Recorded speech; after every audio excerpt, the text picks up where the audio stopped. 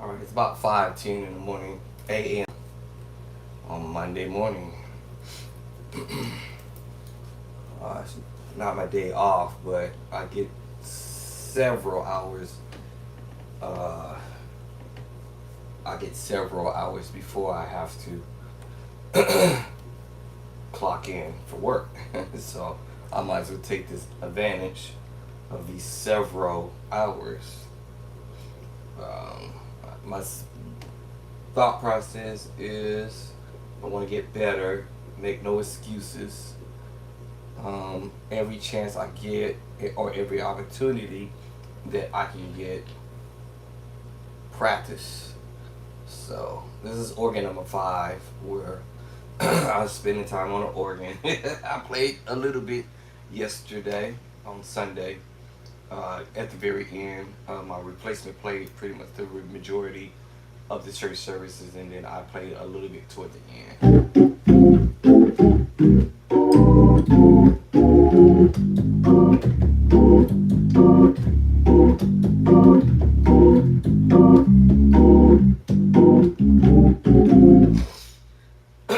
um, I'm not a keyboardist, but I did play the keys for a bit.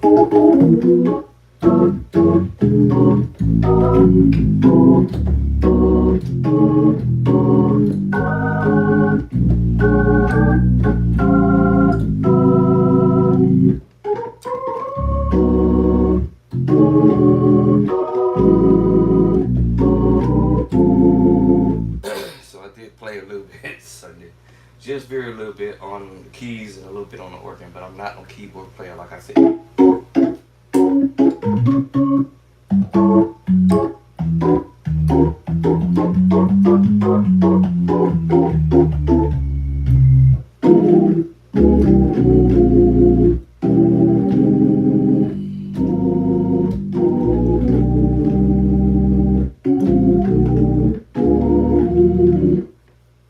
For my beginner musicians, if there are any beginner musicians out there, to go from beginner's level to intermediate or advanced, it's about what you material that you use to practice. All right, that's the game plan.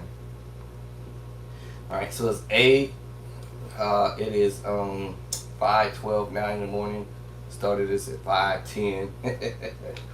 All right. And I take every opportunity that I can possibly get. Back in the day, I used to put time, put the date that I'm practicing. So if it's February, whatever it is, 16, I'll be like, okay, I'm up at 5 a.m. in the morning, and then I will put whatever it is that I want to put out in front of me and say, this is what I'm locked to, and I'm locked to it. I try not to spend too much time on it. I just like to spend. I learned less is best, to say, so to speak, because if I can't get it within the first 30 seconds, correction, in the first 60 seconds, I'll say 60 seconds, then I got some problems. I got some serious problems. In order for me to, I'm just talking about myself, I have to have a clear mind. So once my mind is cleared, and I'm not thinking about doing nothing else but just whatever it is I'm going to put in front of me, then I will be able to successfully learn whatever it is that I'm trying to do. So, a few days ago, remember it. Like as if I was the person who actually written this tune in this fashionable way. Okay. Right? Right. And what I do is bite-sized practice. Alright. Bite-sized practice. I won't try to learn the whole tune all at once. Alright? I just chew at it.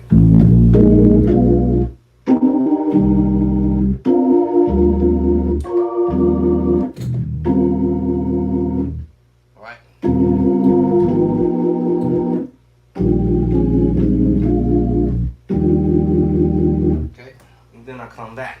Right?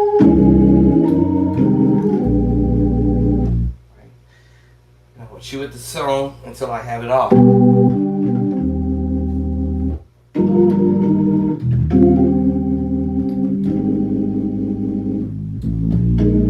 know what I'm saying?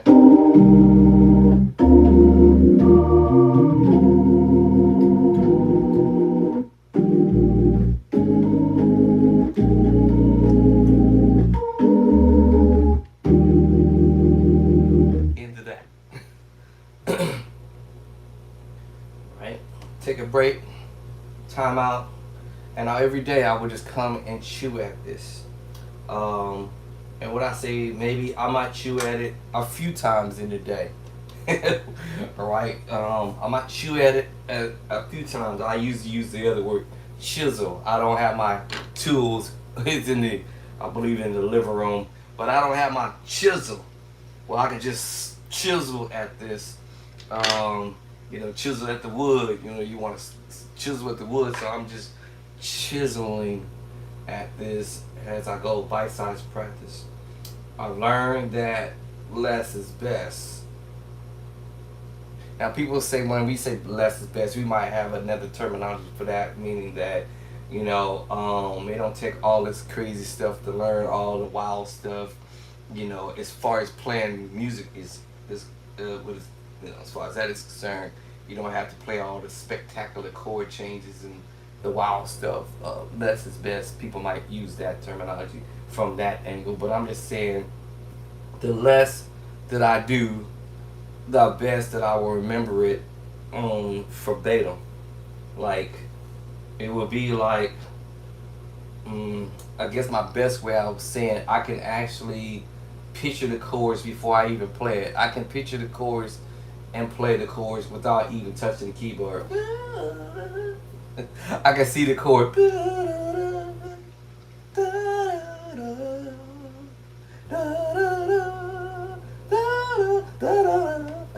I can see the chords in my head, or in my mind sight, without even touching the keyboard.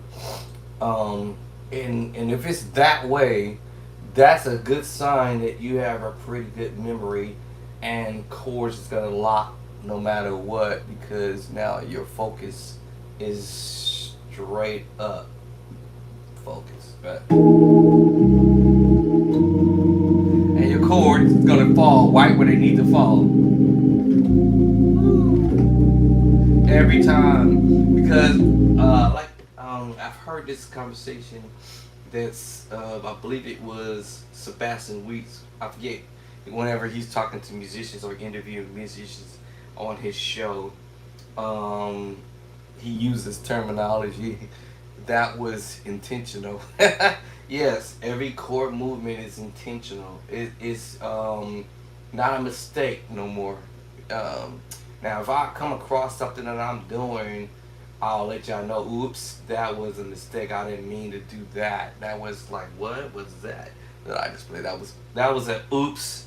I did not intentionally, that wasn't intentional. But now it sounded good when I did it. So I thought, maybe I do this.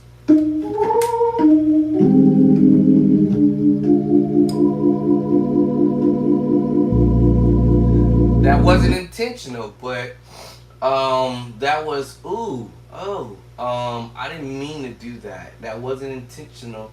My hands just did it and said,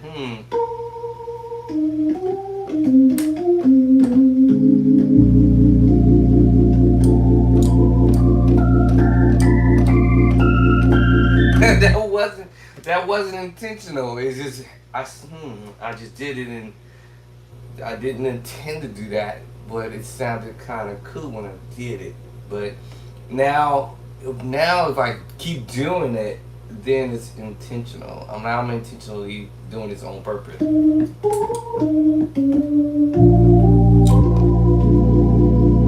That was an accident. No, okay, that was an accident. Now I'm intentionally doing this on purpose.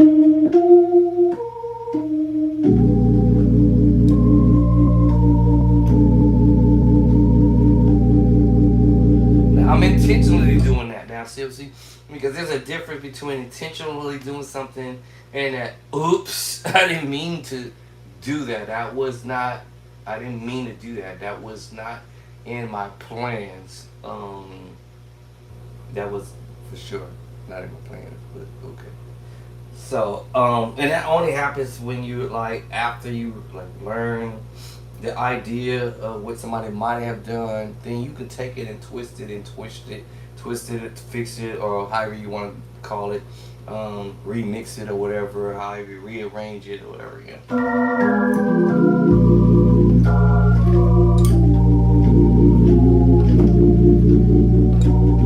And you can find chords that can fit or replace the chord that you originally played. So if I was playing a G chord, can I play a G minor voicing? That wasn't intentional, but I would say that was an accident when I was doing it. And I went to an E chord. And then to the G minor voicing. I didn't intend to do that, but I was like, oh, okay, that was different. So,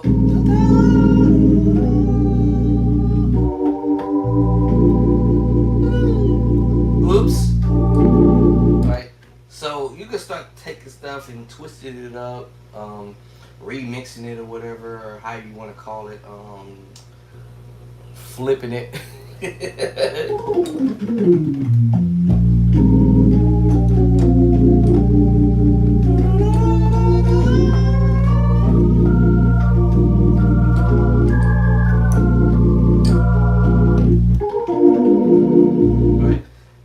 You can change stuff up. Now, like I said, bite-sized practice for my beginner musician. So if you're learning an idea, you don't have to do a whole 20 chord progression or 100 chord progression to be dope or to sound nice immediately unless you have the time to do it. So probably by the time I finish this whole little deal, I might have up to 100 chord progressions, but it might not even just be 100 chord progression totally. I mean, it might, when I use words chords, I can say, all right, I got a one chord here, second chord here, third chord here, fourth chord here, fifth chord here. So I have a 5 chord progression that I just literally just played. That's what I'm saying. So you can build chords into a chord progression. So I started out with the 5 chord progression. 1, 2, 3, 4, 5. That's it. A 5 chord progression. I might end up with 25 chords by the time I finish, or 30, or 100. 200 chord progression, 500 chord progression. Point is, I might even start it out with a 2 chord progression. 1, 2, that's it. 1, 2. Alright. Bite-sized practice, that's what I'm saying, y'all. Bite-sized practice. It's not like, I'm not in a major hurry, but I promise you this, I'll be probably much more advanced and my plan quicker than me trying to digress everything all in one shot. So, and on top of that, being accurate with it, trying to have a little bit of accuracy to what I'm trying to do. You know, trying to have some accuracy with it. But and if I want to be accurate with it, then I want to sound clean with it.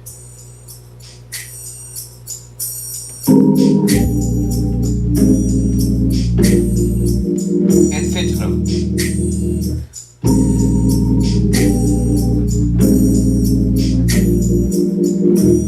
I'm intentionally doing it.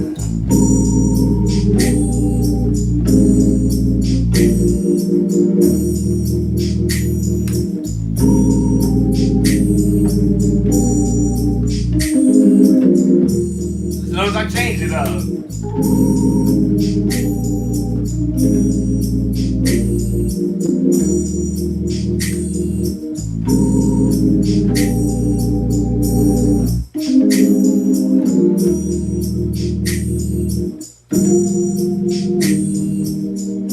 Went a little further.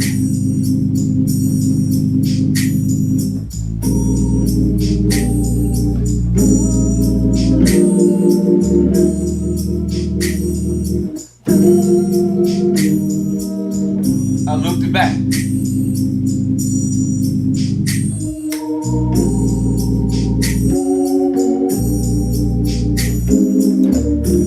Let's change it up a little bit.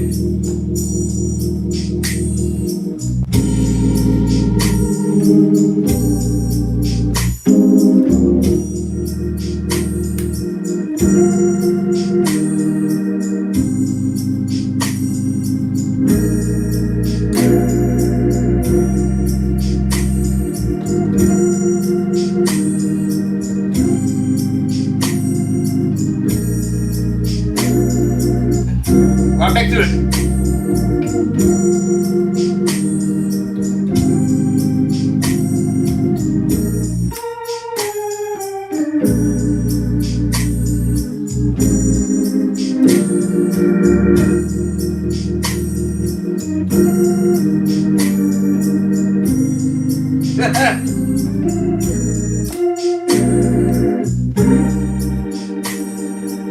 Go to the next move.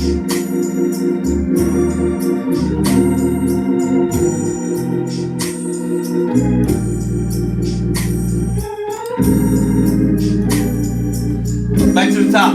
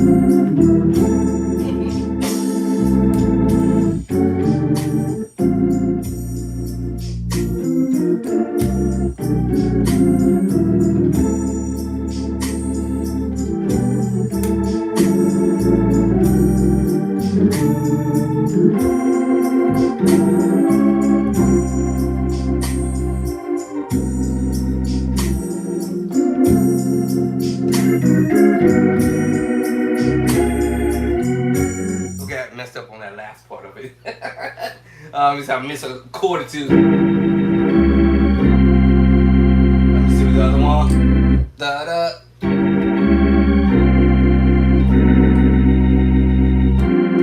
We'll go back to this part. Diminished move.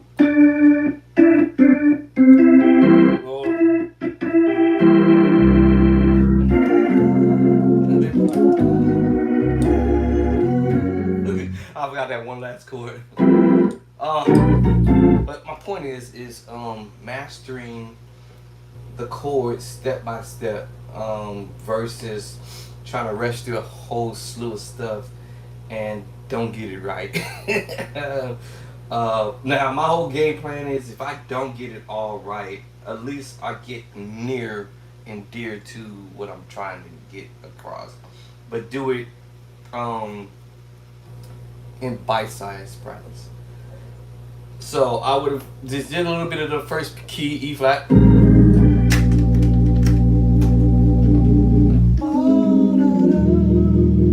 Alright, then I come back later and pick up. Okay, time out, come back.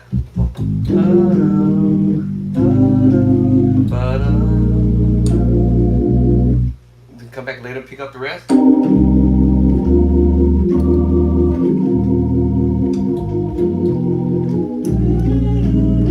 Forgot all about that part. Alright, come back later.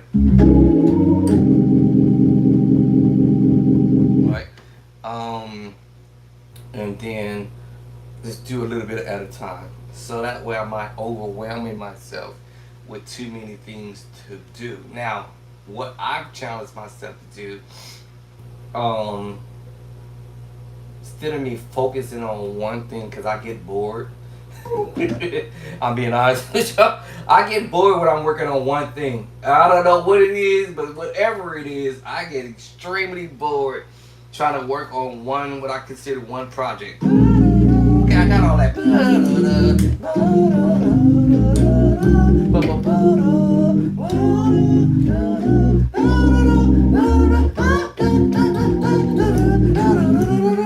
Alright, I get bored and working on that one project. So what I end up doing is, I think I told this story in my other videos, that I will start working on something else.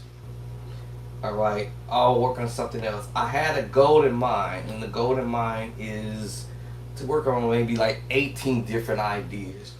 Now, the goal in mind could be just working on 18 ideas from 18 different musicians, or 18 ideas that may have a combination with maybe the same musician may have played something that I'm like, oh man, you know what? I think I can pick this one up. This musician probably did about 5, 6, 7 different things, and I might just lock in on that one musician doing something that he did different or she did differently. And that way my brains will say, okay, all right, bro, okay, that was very energetic. That was dope. That was okay, cool. And my mindset kind of flips in to that mode of, okay, I'm not gonna be bored to the death practicing the same stuff over and over until I finish that project. The one thing I learned is when I do that the way I'm doing it, I actually will memorize the whole move over a period of a span of time. So basically, I'm down to F sharp now. So F sharp will be the next move, because I've already learned how to do it in E flat. Right? And then I've learned how to do the E, which you guys heard me do the transition.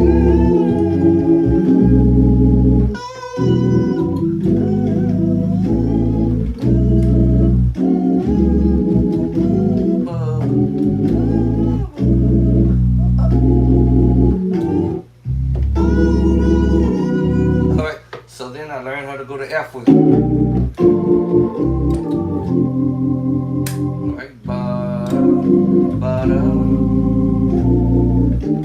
I thought mine was a switch. Now, when it did that in the beginning, I would just make sure I played what I saw on paper, or what I've transcribed, or what I've heard on the track. Play all the chords in the beginning. No extra.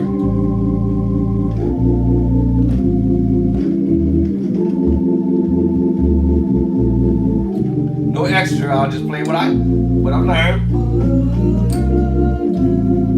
In case y'all probably wondering, so this is something that Elder DW done a long time ago at church. So I'm like, okay, let me work on this song.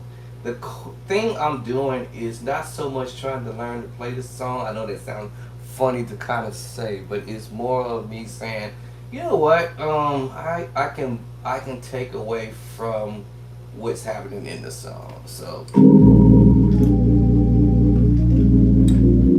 and turn it into talk music.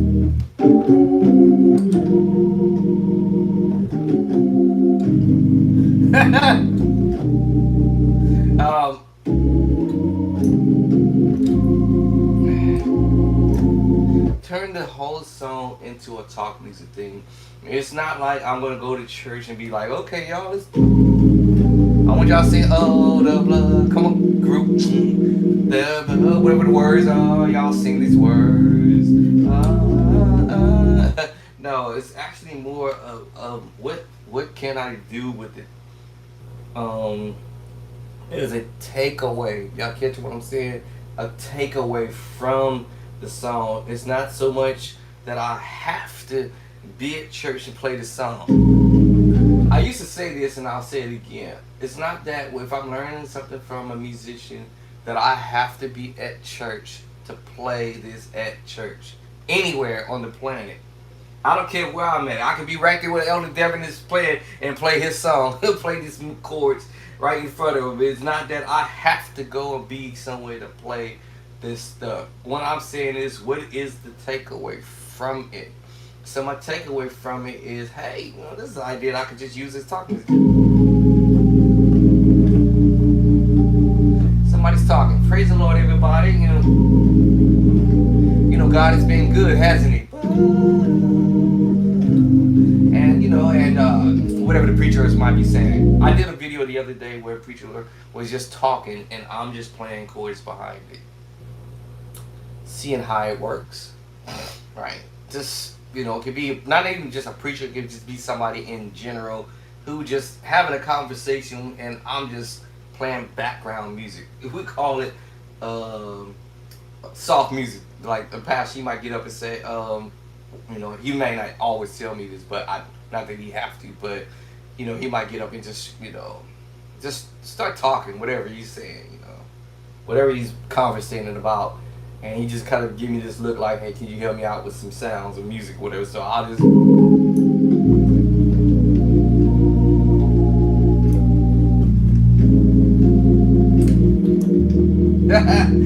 And as a matter of fact, I did it yesterday, matter of fact.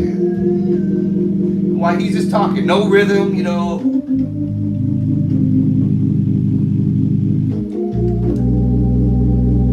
the Spirit of the Lord is in this house on the day. We had some church, and the power of God came in and saved my sister, Judy. And come on, saints, God, let's give the Lord a praise for Sister Judy.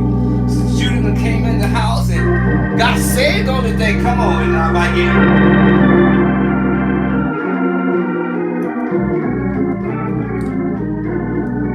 what I'm saying?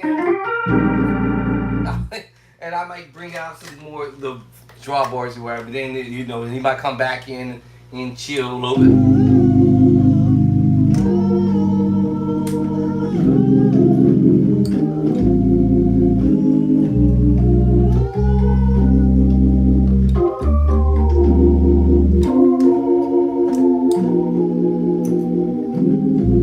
I'm just quoting you. I'm just taking chords that I can go and play as a idea, more of just not so much having to, like I said, play the whole tune. You know what I'm saying? You know what I'm saying?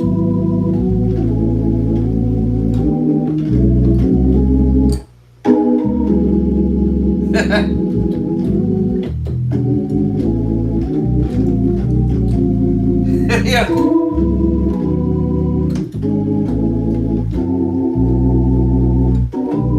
I don't have to play the song rhythmically.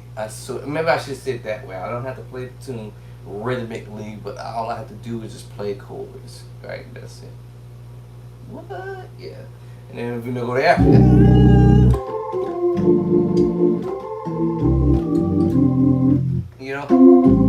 I might skip a chord.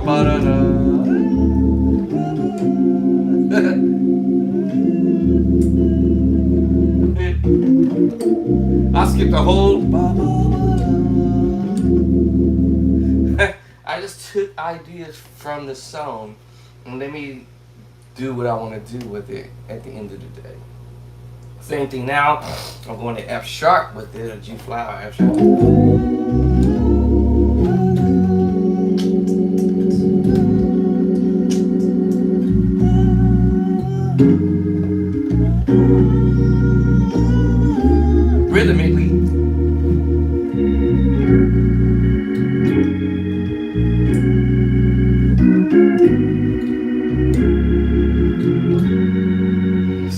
that's me now learning the tune rhythmically.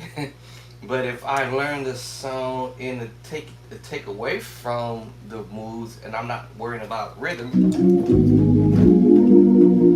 same thing. Preacher could be talking,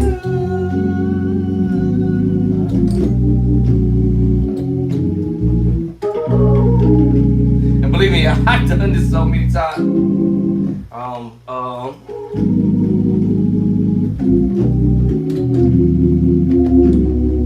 And I'm just taking chord from the song.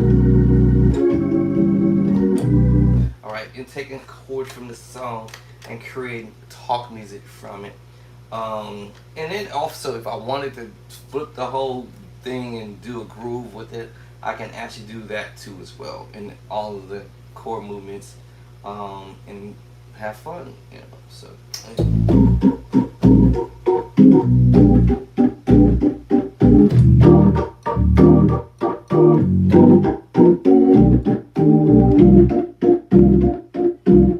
So I'm saying.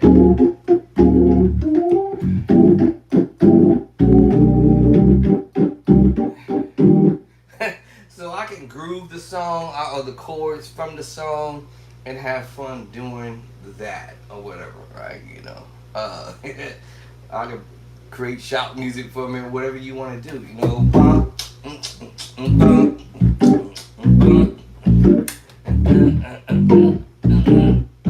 whatever you want to do, you can just have fun with it.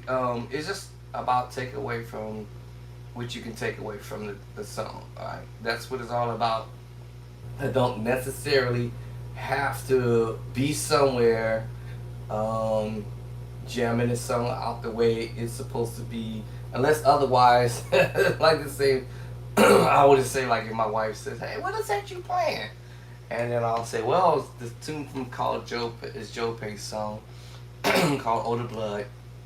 And she's like, "Oh, okay, let's listen to the song. I like our group to sing this one day or something." So then that'll change the whole ball game, because then now I'll have to now say, "Okay, all right, you know, this y'all learn the song, learn the words to the song, and I'll play and y'all sing, and we at it." That's, you know. But if I want to try to have fun with it in a different way.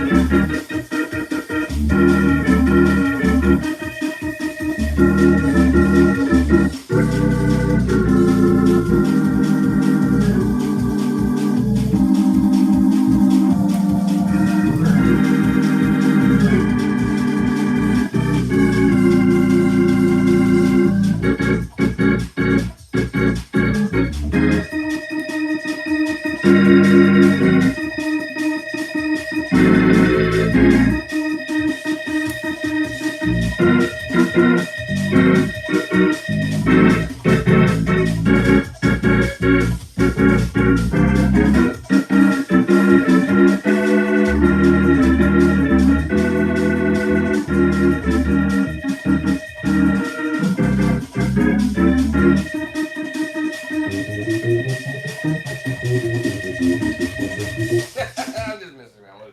I'm just saying, y'all. I mean, you can take all kinds of ideas from doing this, but you twist it all up. Alright, I just did that just be somebody might have an idea. What? What, bro? That was funny, but yeah, you just never know. You can be creative. Just being creative.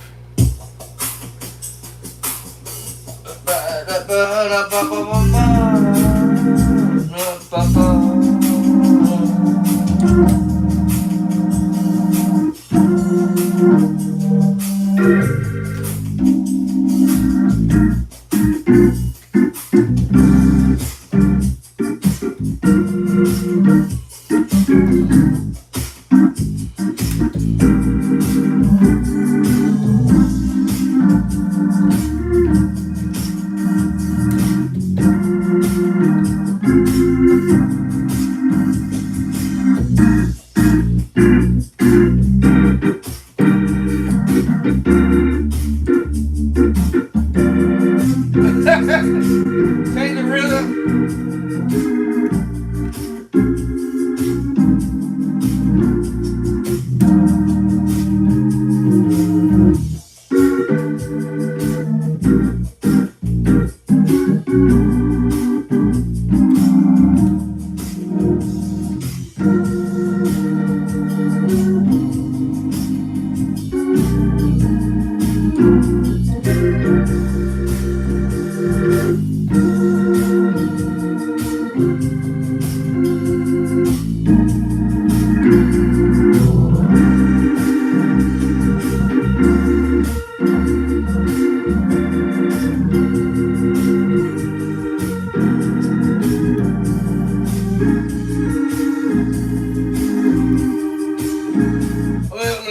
I was gonna load up.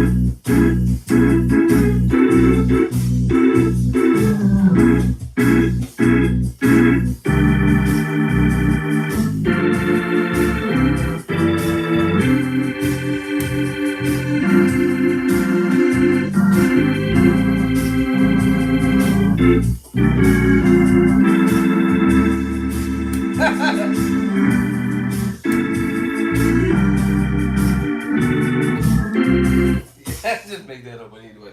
And just saying, y'all, you can change all kind of stuff, do all whatever you want to do with it, but boy, you just took that song way all out of the contents, but I did use some of the same chords along the way. Just try to rock at it a little bit.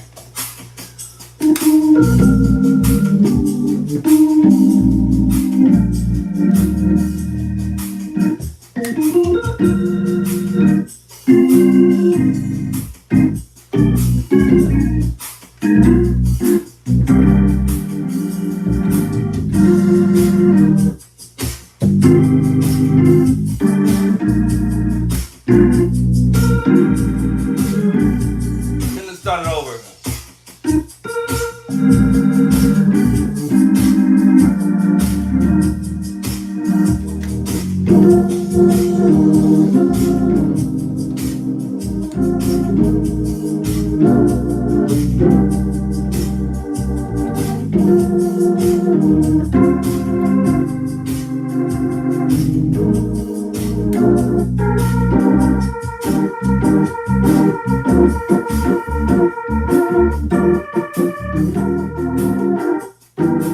Back to this.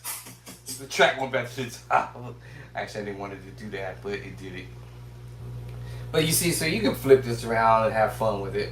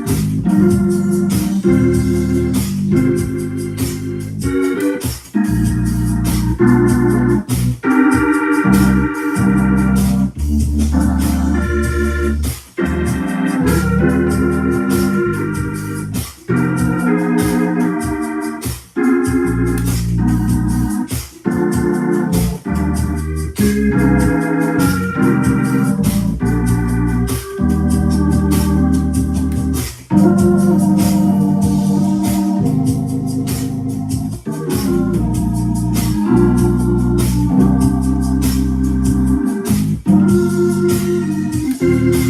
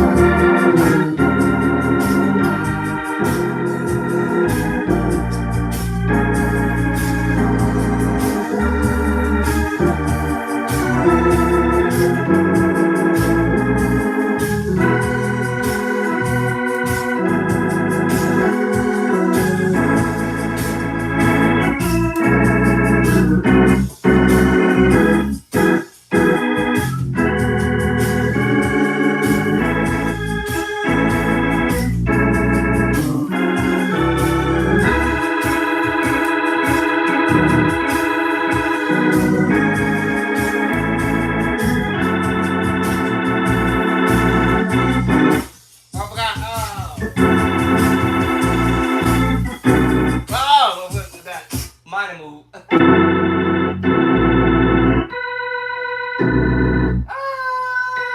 forgot. No, hold on. I forgot it.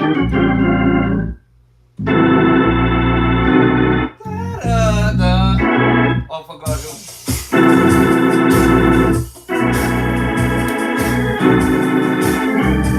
Oh,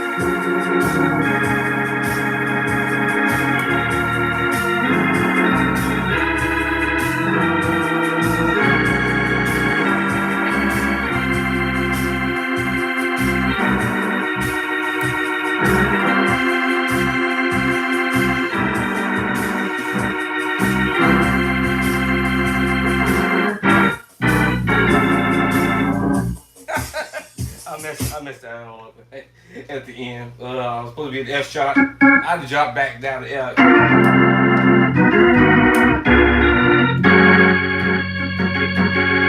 Oh, what's the other one?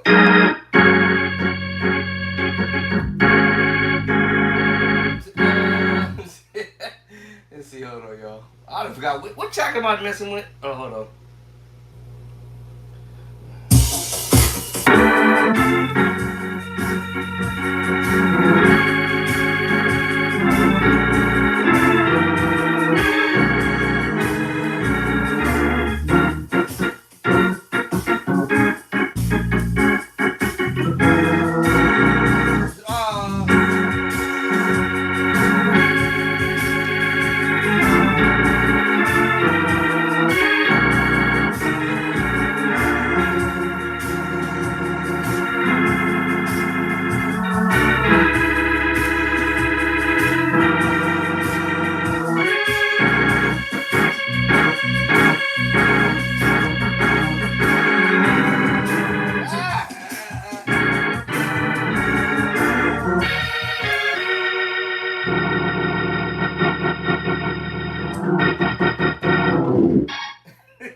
My bad, yeah. I was trying to memorize chords. I was actually looking at these chords and just trying to memorize it as I was going.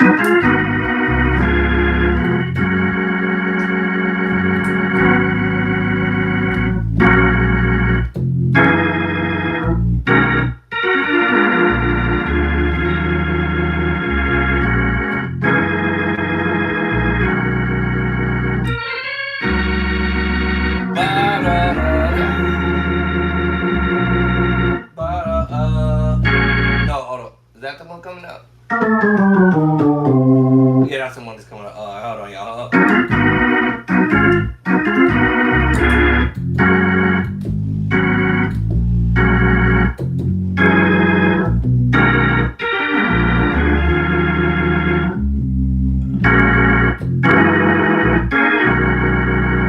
Then diminish move.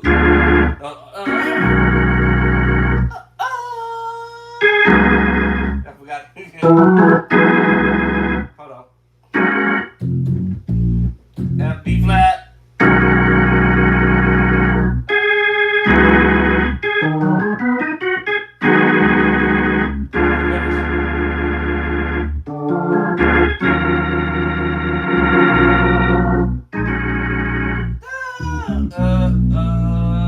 Let me see. Hold up. I keep forgetting this. Hold on.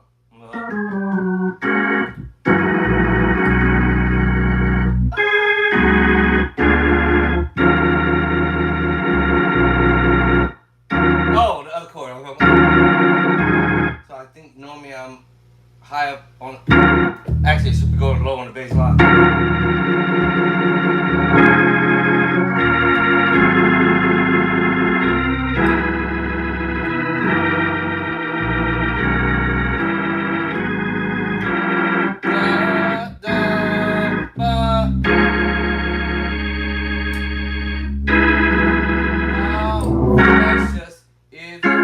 I forgot all this part.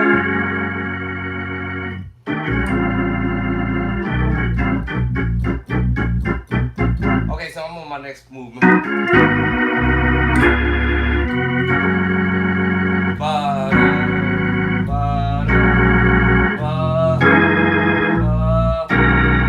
These are famous chords. It's gonna be this famous chord right here.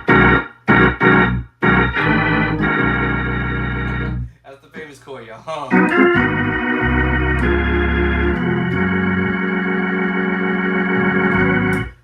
Hold on, y'all. Let me see. My wife should have made it by work by now. So I'm practicing, right? Let me get back to it.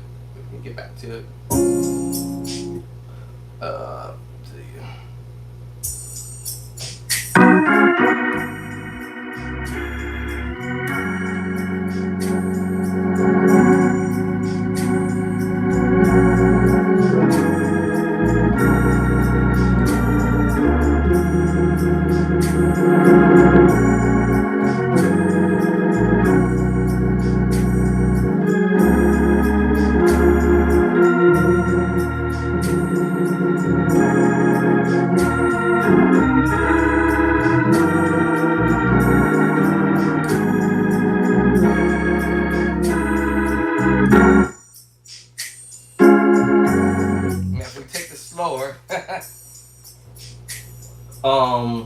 A little slower, just slightly, not much.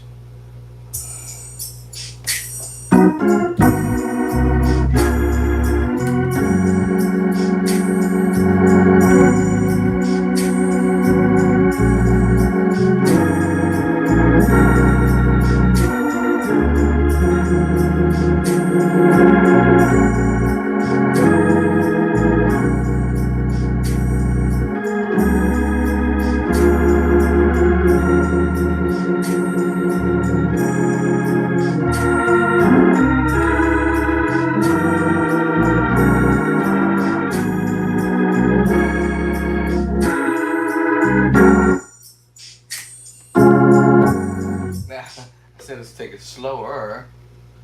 Alright, so let's take that just a little bit more. Let's put it about 80 BPM. See, ba ba ba ba da ba da ba da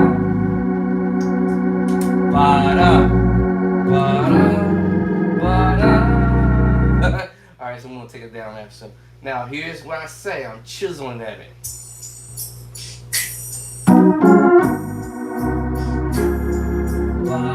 Now what we're doing is in F sharp is 2, 5 up to the 5, 7, 1, 2. So I'm doing about 3 chords right there. 3 chords on this 2. While I'm there, I'm going down to the 5 up, then to the 5 chord. While I'm holding that voicing, I'm going to 7, then major on the 1.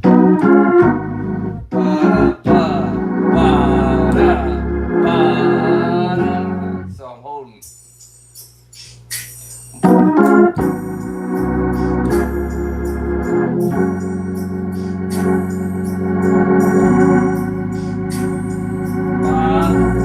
I'm going back to the same chord, the root chord, the major voicing. When you drop it down more to 75, 74 will probably be too slow. It's about 75.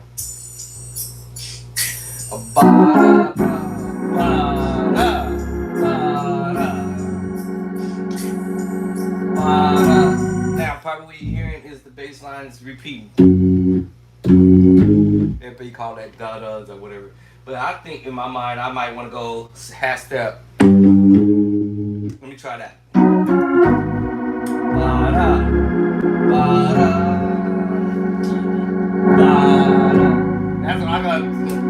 Ba-da. Now that's what I like hearing doing.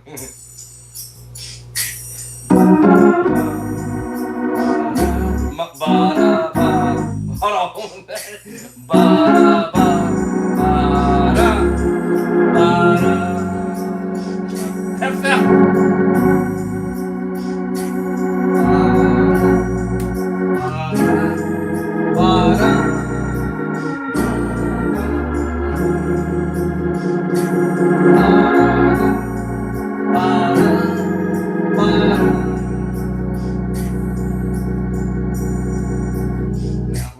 What my takeaway gonna be from this, because again, I can learn the whole tune, but I can also turn this to something else. I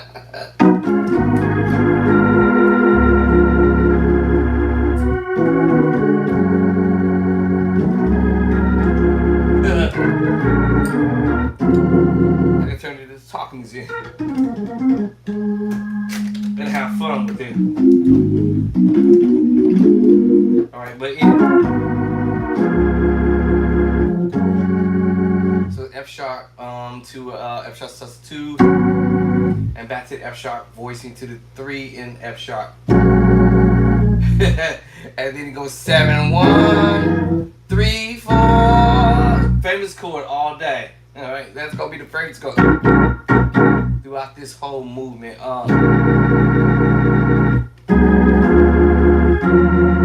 The minor 9, E flat minor 9. Woo! And a lot of this stuff is the add-ons to the pedals. That's, and while you're holding the chords along the way. While you're holding on the pedal, hold on to the chord.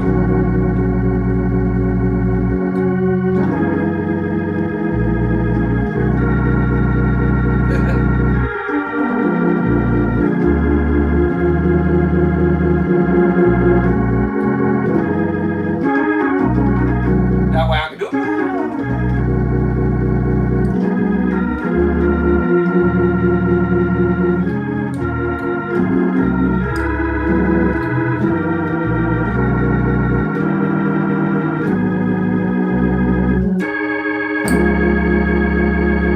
How precious is the blood. So now,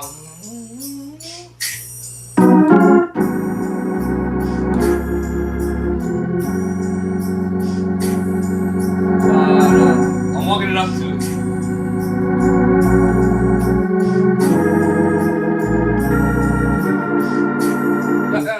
I was a little early. Here we go.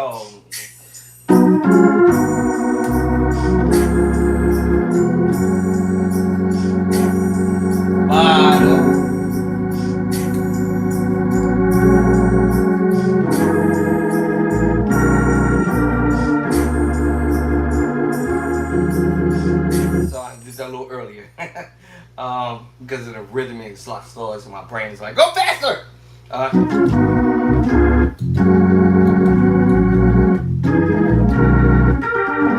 These chords chords in the book, by the way, y'all. So we got the major move.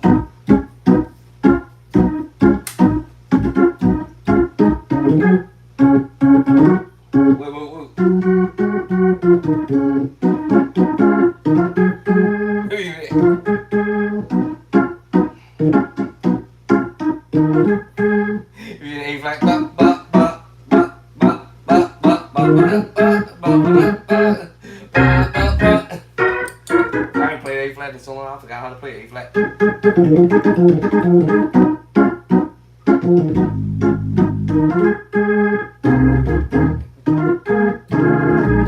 gotta play A flat. But yeah, so all I'm doing is the major move, major move, major move, and I'm doing the. Actually, I should be going. That's the very first chord, which is the major voicing, F sharp, or actually you can say B major chord actually. And we just putting this on the 2. You might have heard me go, which is the third version of the major 7 chord. Root, first version, second version. I'm sorry, third version is what I'm doing, right? Yeah. But technically, it's actually the major chord. I'm just doing that third version. So it's really a B major chord. While I'm holding that chord, now I'm heading over to this walker. Ba, ba, ba. Now I should be going to the diminished move. F diminished 7 move. Going to the 5 up to the 5. Actually, tell you the truth, while I'm holding this chord, walking up to 5 up, then to the diminished move, F diminished 7. Not D diminished 7. You could do it. I have to say that's overkill, but if you want to do that, that's good.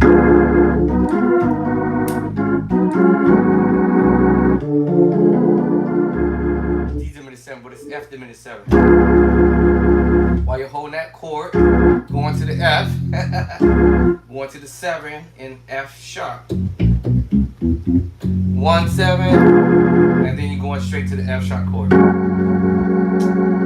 Going to the sus4 voicing, or you can say either F sharp sus4, or you can say G sharp sus4, depending on the key you say you in. So if you say you in F sharp, you better just go ahead and say F sharp.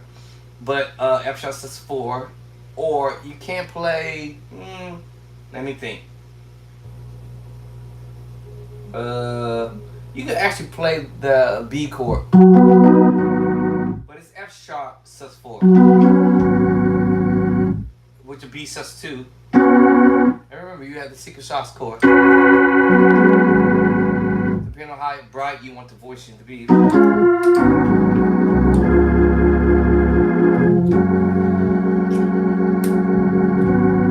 It depends, like I said. If you want that brightness, and then back to the same chord on the 3, the major chord. I know it sounds funny because I would have said, that's what I would have did. But he's going back to the root chord, which is the 1 chord, and we putting the 1 chord on the 3.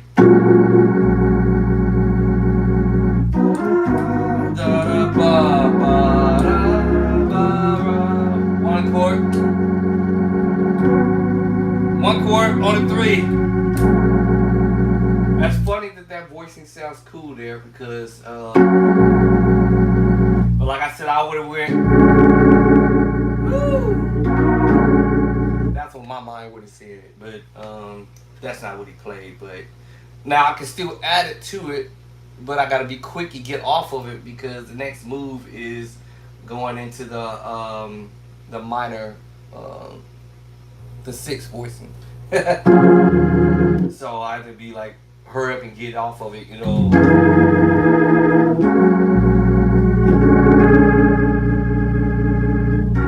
And go to the voicing. Now that's what I would have probably did.